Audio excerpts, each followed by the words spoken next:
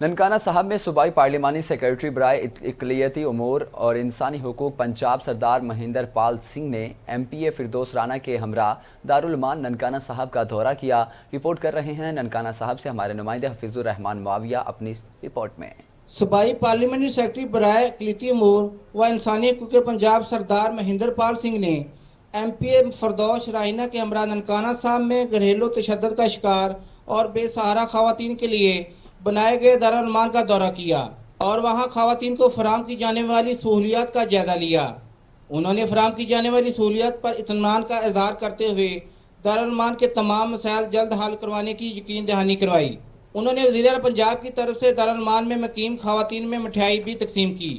یہاں پہ اچانک ہم نے وزٹ کیا اور یہاں کے ہم نے انتظامات دیکھے۔ میں سمجھتا ہوں کہ سیٹسفائیڈ انتظامات ہے، گورنمنٹ نے پورا اپنا ایک انتظام کیا ہوا ہے۔ ہماری حکومت کا، عمران خان صاحب کا ویژن، مقصد ایک ہی کہ ہم جو لوگوں کو تکلیف ہے ہم ان کی تکلیف کو دور کرنے کی کوشش کریں، ان کی مدد کریں۔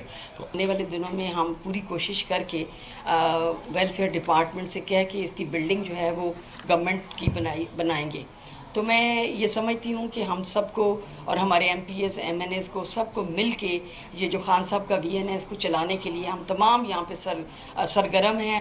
دارالمان کے انچارج نے اراکین اسمبلی کو بتایا کہ جہاں آنے والی خواتین کو کھانا، سیکورٹی، صحت اور تعلیم سمیت تمام بہترین سہولیات کی بلا معاوضہ فراہمی یقینی بنائی جاتی ہے۔ ننکانہ ڈسٹرکٹ میں ابھی وائلنس یا پرابلمس کا، خواتین سے ریلیٹڈ پرابلمس کا وہ ریشو اتنا ہائی نہیں ہے، اس وجہ سے یہاں پر آنے والے خواتین یا لوگ جو ہیں وہ کم ہمیں نظر آتے ہیں، لیکن ان کی ریہیبلیٹیشن کے لیے ہمیں گورنمنٹ نے جتنے بھی انتظامات مہیا کیے گئے ہیں ان تمام کو بروئے کار لاتے ہوئے ہمیں ان لوگوں کی ریہیبلیٹیشن کے لیے ہم سر توڑ کوشش کرتے ہیں۔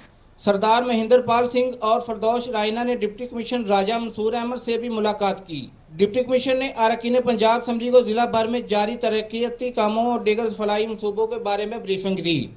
بے سہارا خواتین کے لیے شیلٹر ہوم کسی نعمت سے کم نہیں۔ حفیظ الرحمان معاویہ، اسٹار ایشیا نیوز۔ رپورٹ آپ نے ملاحظہ کی۔